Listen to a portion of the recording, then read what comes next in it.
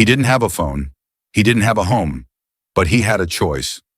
That morning, a man named Caleb Morrison, unshaven, hungry, and freezing, found a lost leather purse outside the Baltimore Convention Center. Inside was $300 cash a check for $9,000 and credit cards worth more than he could earn in a year. But instead of disappearing with it, Caleb did something no one expected. He walked miles and miles across the city asking strangers for help. 3 weeks later, that same man stood outside a warm apartment with keys in his hand for the first time in his life. And what changed everything was not the purse. It was a single sentence he said when he returned it, because it was the right thing to do. Baltimore, December 2022. The wind was sharp, the sky the color of ash, and people moved fast with heads down, coats up, coffee in hand, and earbuds plugged deep. On the corner of Pratt and Utah Street, a man sat hunched against a brick wall, wrapped in a tattered army jacket that no longer closed at the front. His name was Caleb Morrison. Few people knew it. Even fewer cared. To most, he was just another shadow on the sidewalk, one of the forgotten. But Caleb wasn't always invisible. There was a time long ago when his mother had kissed his forehead goodnight, when his name was written on birthday cards. But that was before the prison sentence, before the pills, before the cold nights that blurred into years. Now at 41, he lived moment to moment. He collected plastic bottles and traded them for coins. Some nights he'd sleep on the church steps off Calvert Street. On worse nights, he walked just to stay alive. In his backpack, a water bottle, a King James Bible with corners curled, and an unsent letter to his mother, crease-smudged and folded 100 times but never mailed. That morning, something different happened. Caleb had just finished digging through a trash can behind a deli when he spotted it, a black leather purse, clean and structured, sitting awkwardly on the sidewalk like it had been dropped mid-step. No one was around. He looked left, right, picked it up. He unzipped it cautiously. Inside was more money than he'd seen in years. A thick check he blinked to make sure it made out to a Vanessa Holt in the amount of $9,000. A small wad of 20s, 3 credit cards, a business card, some lip gloss. He sat down on the curb and stared. This could be an escape. This could be a bus ticket, a motel room, clean clothes, maybe even a fake ID. His fingers trembled as he closed the purse again. 10 minutes passed, maybe more.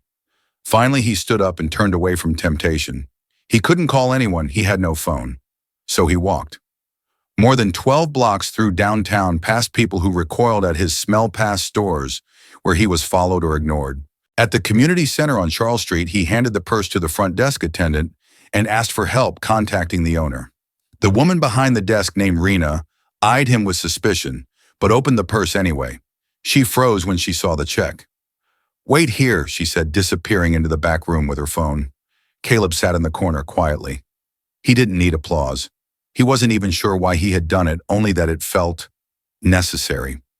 Half an hour later, Rena returned.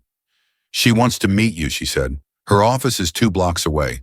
And that's how Caleb found himself standing in front of Holt & Sinclair, a modern glass building towering over the historic row homes like a monument to success.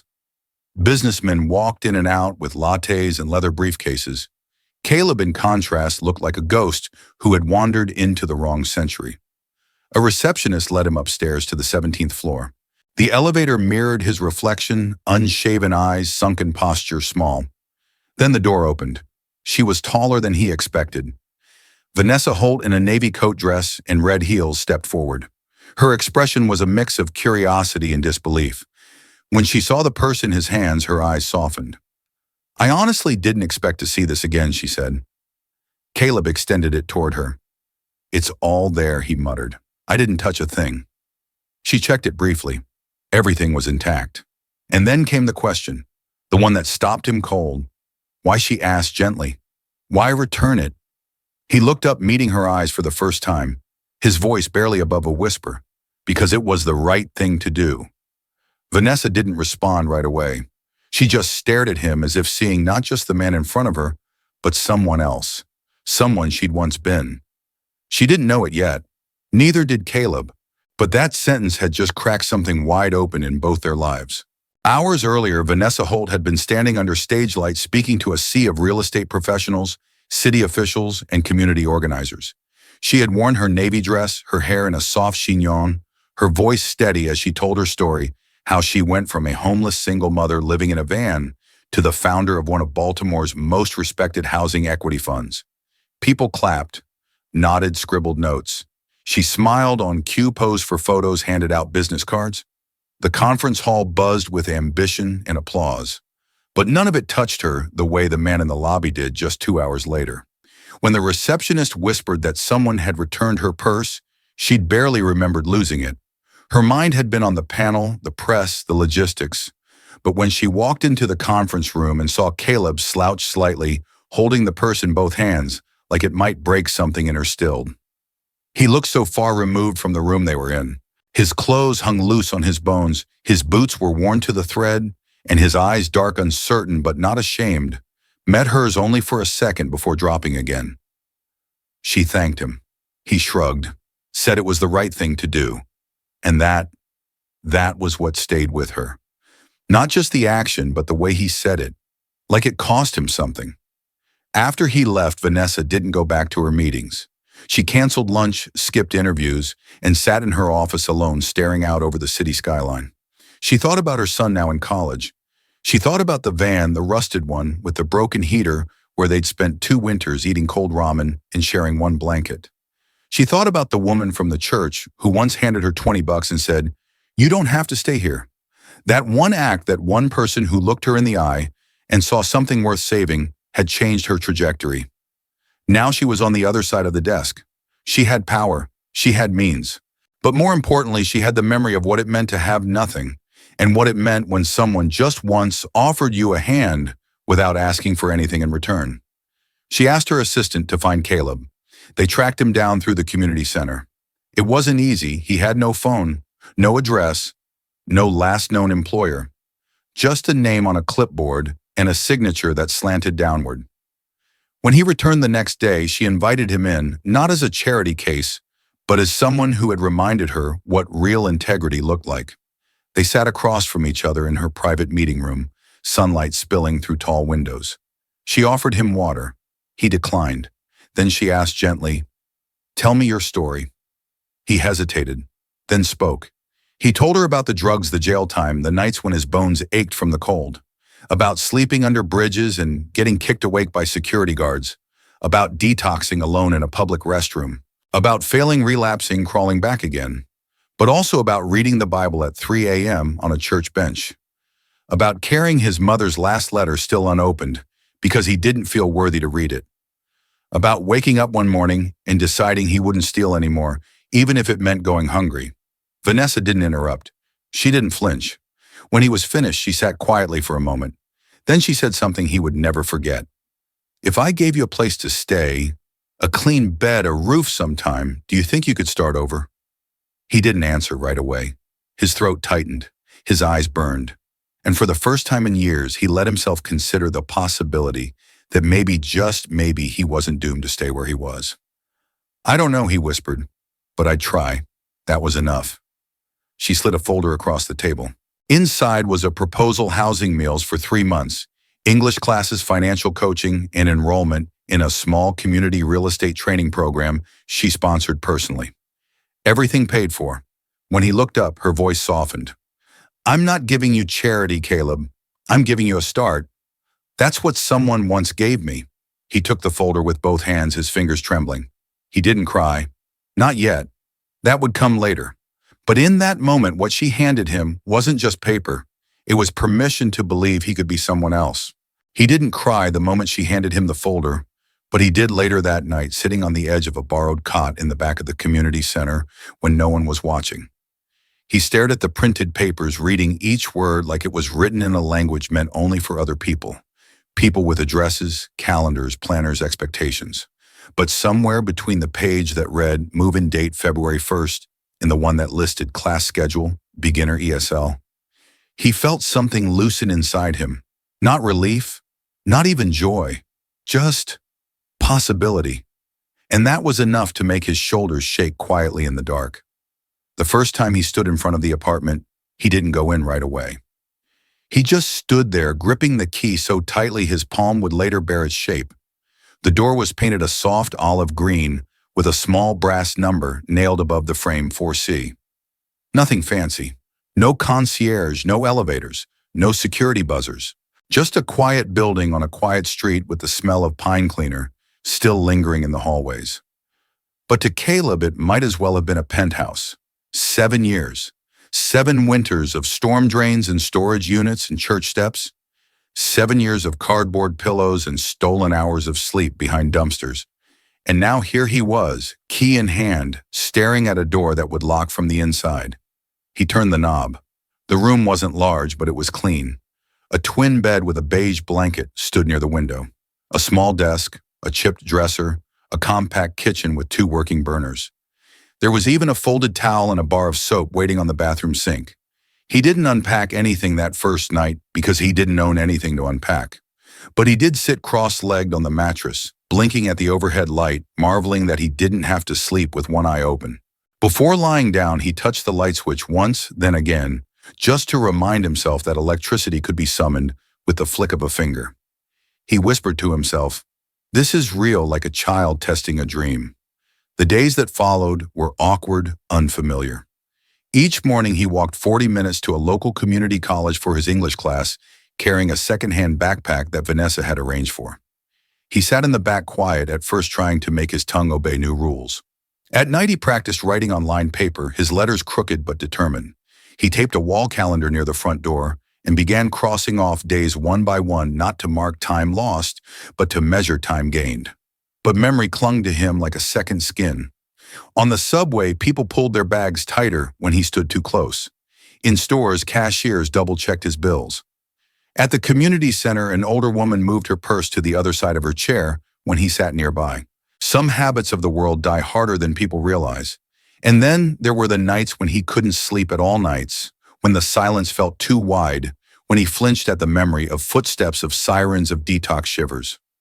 It was during those hours, somewhere between 2 and 5 a.m., that doubt crawled in and whispered, "You don't belong here." One afternoon in class, he was asked to read aloud from a worksheet. The word was opportunity. 5 syllables. He tried once, fumbled, tried again, stumbled. A few students giggled.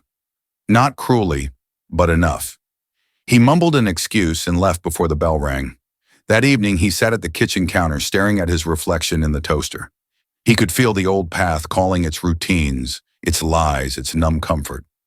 But then, as if summoned, Vanessa's words returned to him, soft but unmistakable. "You deserve more than the world gave you." He pulled out a pen. For the first time in years, he wrote to his mother, not just scribbled lines, but full thoughts. He didn't ask for forgiveness. He didn't make promises. He simply wrote, "I was never a good son, but today I want to try." The next morning he returned to class. When his turn came to read again, he stood up slowly. His voice was shaky but steady. He looked at the paper, then at his classmates, and said, "I am not homeless. I just don't have a home. Yet." No one laughed. One person clapped, then another. After class, a teacher named Mrs. Levin approached him. She had short silver hair, warm eyes, and a folder full of patience. She said, "If you want, I can help you one-on-one." After hours, Caleb blinked, unsure. Why she smiled. "Because someone once helped me."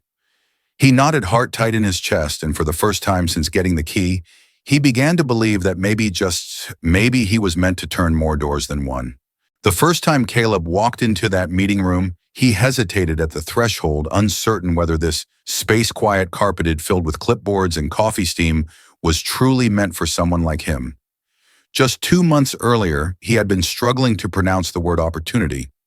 Now he stood in a white shirt, borrowed slacks, and shoes that pinched his heels, being introduced to something called Neighborhood Roots, a pilot program designed to train formerly incarcerated or unhoused individuals in the fundamentals of real estate investment, home rehabilitation, and community stewardship. Vanessa had been the one to nominate him. "I don't just want you to survive," she told him after class one day. "I want you to own something. I want you to build." She had handed him a folder just like she had before, but this time the papers inside didn't list shelters or classes. They listed blueprints, zoning codes, tax credit seminars. At the bottom in her handwriting was a note, "This is where you plant your roots." So Caleb stepped inside. He took a seat among a dozen others, all sitting in a loose circle. To his left was a woman with tired eyes and cigarette-stained fingers who used to sell meth to feed a habit that nearly stole her children. Across from him sat a soft-spoken Army vet who twitched when doors slammed too hard. Beside the whiteboard, a lanky kid with a fresh tattoo on his neck tapped a pen nervously against his notepad. Caleb looked at them, not with judgment, but with a sense of recognition that filled the room like breath. We all came from somewhere broken, but we came. The first session felt like drinking from a fire hose. Equity, holding companies, purchase agreements, rehab budgets. It was a new language, and just like English, Caleb stumbled through it. But this time he didn't run. He took notes, asked questions. At night he copied definitions into a spiral notebook that was beginning to bulge at the spine. He started to see patterns not just in the maps and the metrics, but in the way cities neglected people who couldn't pay and then punished them for living in what had been left behind. He began to understand real estate wasn't just bricks and wood. It was power. It was permission. It was the ability to say, you belong here, and to make that belonging tangible in drywall and heating coils and front porches that didn't sag with defeat. Still, there were moments, sharp, whispering moments, when he couldn't quite believe this was real. The word ownership felt too big in his mouth. He had spent most of his adult life being pushed out of places not invited in. He had never had a closet to hang a shirt, let alone a deed to sign. One morning after class, Vanessa handed him a folded map. These are all city-owned properties, she explained, tapping a red-marked cluster. Abandoned. Structurally sound. Eligible for community rehab loans. I've already secured initial funding. I want you to pick one. Caleb blinked. Pick, she smiled. Choose the place you want to start with. It'll be yours to manage, renovate, maybe even live in. Your call. He unfolded the map slowly, his eyes scanning the familiar grid lines of West Baltimore. He had walked these streets barefoot once, dodging glass, praying for daylight. The red dots felt like old scars. Then he saw Ashby Lane, a crooked alley behind the train yard, barely remembered by GPS, but burned into his memory. House number 742. He had once curled up against its stone stoop in the dead of winter, using newspaper for warmth and dreams for anesthesia. That one, he said softly, tapping the smallest red square at the very bottom of the map. 742 Ashby? Vanessa tilted her head. Any reason he looked at her, then out the window where the city shimmered in a haze of morning light. I used to sleep on that porch, he said. Back then it felt like a graveyard. Now, I want it to feel like a seed. She nodded, no further questions asked. From that moment on, Caleb's days shifted. He studied construction codes by day and paint samples by night. He met with contractors, walked the property, listened to walls that hadn't heard laughter in decades. He didn't flinch at the rot, or the broken stairs, or the ceiling sagging like an exhausted sigh. Each crack was familiar. Each splinter echoed something in him. He wasn't surviving anymore.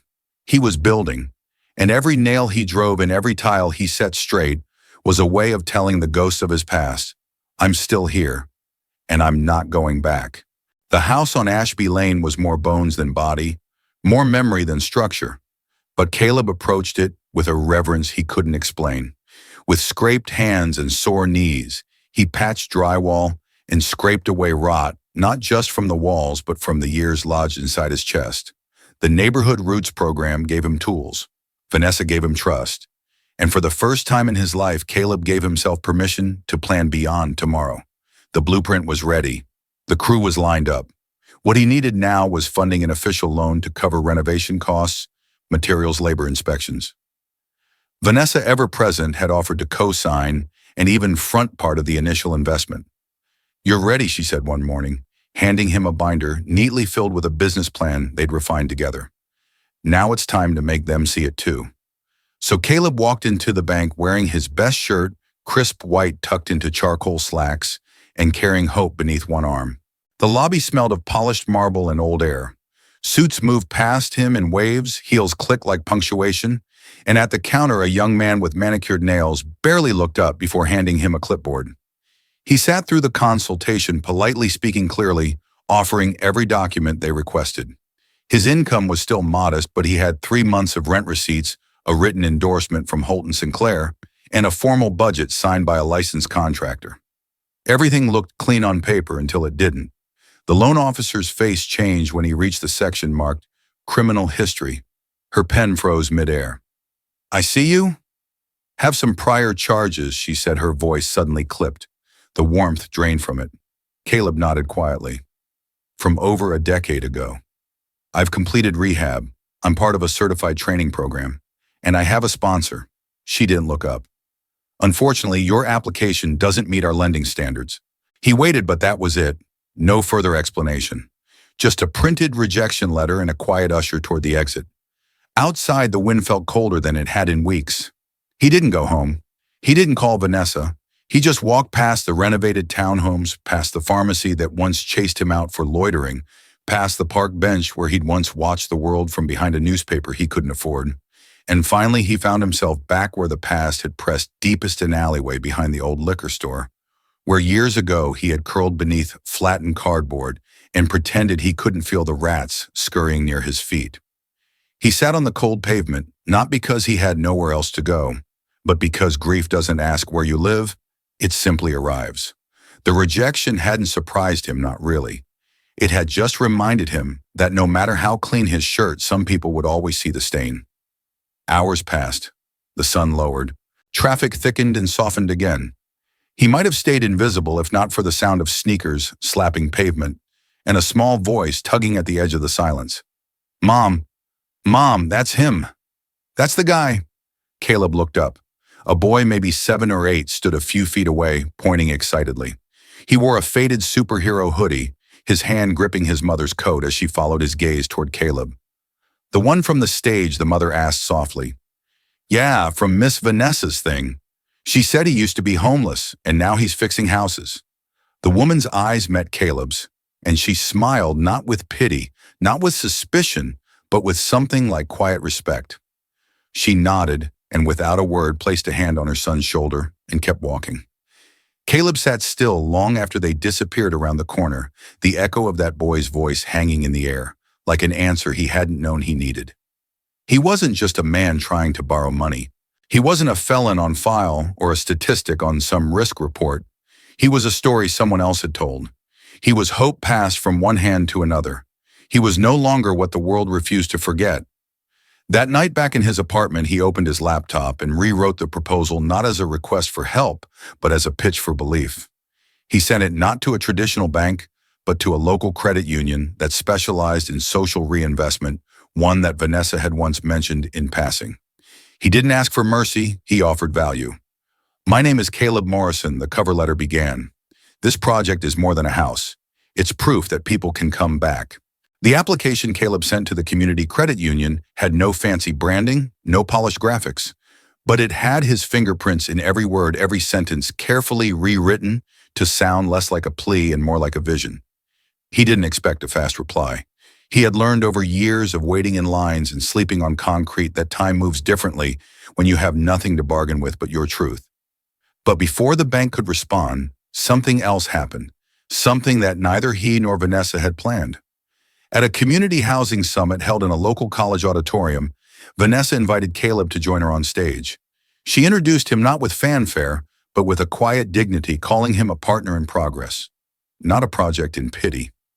Caleb, still awkward in a blazer that didn't quite fit across his shoulders, took the mic with visible tension in his jaw. He looked out over the crowd of 300 city workers, developers, activists, students. And then slowly he spoke. "I found a wallet," he said, voice cracking just slightly, "and I gave it back. Not because I expected anything, but because I needed to remember the kind of man I still hoped I could be." He paused, a long silence, then softer. "Sometimes you do the right thing just so you can live with yourself the next morning." The room held its breath. Someone filmed it, then someone else posted it online. Within 48 hours, the clip had over 2 million views. It was shared by city officials, youth advocates, and even a famous actor who tweeted, "This is why second chances matter." Caleb's face, his raw honesty, the tremble in his voice, the quiet defiance in his words was suddenly everywhere. But visibility, he would soon learn, is a double-edged light. As quickly as the praise rolled in, so did the backlash. Online forums buzzed with skeptics. A viral Reddit thread accused the speech of being a PR stunt orchestrated by Vanessa's firm to boost their philanthropic profile. Commenters unearthed court records, mugshots, and blurry photos from Caleb's past addiction, charges a trespassing incident, even a hospital bill from a near overdose. Anonymous users wrote, "Once a junkie, always a junkie." Others called him a makeover project in a suit, insisting his story was too clean to be real. Caleb didn't respond. He read the comments in silence. Some made him laugh bitterly. Others cut deeper than he cared to admit. But the one that haunted him most came from a user who wrote simply, "Redemption's just another word for forgetting." At night he tossed in bed not because he feared relapse, but because a part of him began to wonder could he ever be more than what people refused to unsee. Then came Vanessa. She had seen the headlines. She had heard the whispers, but she didn't offer sympathy. Instead, she called in a favor and landed a seat on a nationally syndicated talk show. And when the host asked her why she had invested so much in a man with such a complicated history, she didn't hesitate. "I used to sleep in the back of a van," she said calmly. "I was a mother with a toddler and no job, eating crackers for dinner and praying not to get towed in the middle of the night. The only reason I'm sitting here today is because someone once believed I could do more than just survive." She glanced into the camera. "And if Caleb hadn't returned that wallet, I never would have met him. I never would have remembered what it means to be given a chance without condition." The audience was silent, listening. Then Vanessa dropped the twist. "That's why," she said, "he and I are starting a new initiative, an affordable housing program designed specifically for people with records, with scars, with pasts that don't fit polite paperwork. A place where no one asks who you used to be, but who you want to become." The interview went viral within hours. And then came the letter. A nonprofit in New York known for investing in social entrepreneurs with lived experience reached out. They'd seen the video. They'd watched the clip from the summit. They didn't ask for credit scores. They didn't ask for spotless resumes. All they wanted to know was, is Caleb Morrison still building? They offered seed funding, no strings, no collateral, just belief. And for Caleb, that was all he'd ever really needed. It had taken just under 12 months for the bricks to be scrubbed clean, for the rusted pipes to be replaced, for the cracked windows to become clear again. But in truth, it had taken Caleb Morrison decades to reach this moment, the moment he stood under a balloon arch in West Baltimore, holding scissors that glinted in the sun, preparing to cut the ribbon on something far bigger than a building. The sign above the gate read, "The Morrison House, where hope rents for free." Behind him stood 12 renovated units, modest but full of dignity, each with a working stove, clean bed linens, hot water, and just enough space for someone who had once lost everything to feel finally like they belonged again. In the courtyard, volunteers placed potted plants, former program graduates handed out welcome packets, and children played near the newly painted benches, unaware of the pain these walls had once absorbed. Vanessa stood beside him, elegant as ever in a navy blazer, but her smile that day was softer, less polished. She didn't need to say anything. The look they exchanged held the weight of every hurdle, every doubt, every moment when faith was all they had. Cameras clicked. Reporters jotted quotes. But none of it mattered to Caleb as much as the people in the front row, the first 12 residents. A man with trembling hands and a coin in his pocket marking 30 days sober. A woman who'd aged too fast from the streets, now clutching a folder labeled, "Job interview tomorrow." A teenager fresh out of juvenile detention, his eyes wary but curious. Each one of them he saw as a version of himself, and yet beneath the pride that filled the air like music, Caleb still carried a quiet ache. His mother had never seen any of this. She had passed before the journey began, before the meetings, before the apartment, before the speeches and articles and applause. In her final years, she had seen only the ruin, the visits that ended in stolen cash, the lies about recovery, the fear in her voice when he knocked at her door. He had forgiven himself in pieces over time, but one part of him still longed not for her forgiveness, but for her presence, just once to have her see the man he had become. Then one rainy afternoon, as he was helping a new resident draft a resume, a girl no older than 10 walked into the common room, clutching a sealed envelope. "Are you Mr. Caleb?" she asked. He looked up puzzled. "Yes. She handed it to him with both hands and said, "My aunt said to give you this. She's in Ohio. She knew your mom." Inside was a letter faded and creased, written years ago by a woman he hadn't heard from since she'd entered assisted living. The letter wasn't addressed to him directly, but the words on the page found their mark. "If one day you wake up and live as a man you can be proud of, then forgive yourself. Because I never stopped loving you, even when you couldn't believe you deserved it."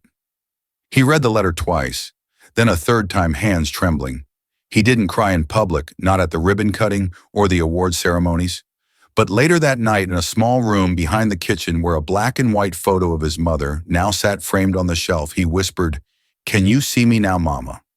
And the silence that followed felt less like absence and more like presence, too deep to measure. From that day forward, Caleb made it his mission not just to house people, but to remind them they were still worthy of stories. Every Saturday, he hosted coffee nights where residents shared memories not as confession, but as connection.